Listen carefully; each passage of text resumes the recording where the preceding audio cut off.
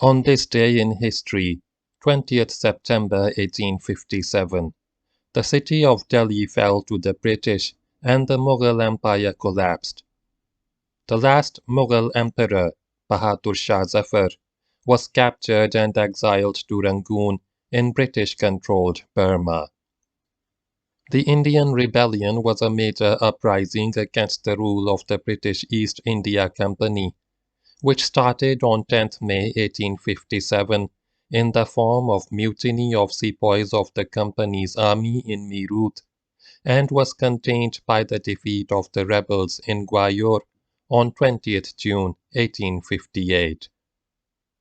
Emperor Bahadur Shah Zafar lived the rest of his life as a prisoner in Rangoon, where he died on 7th November 1862, at the age of 87.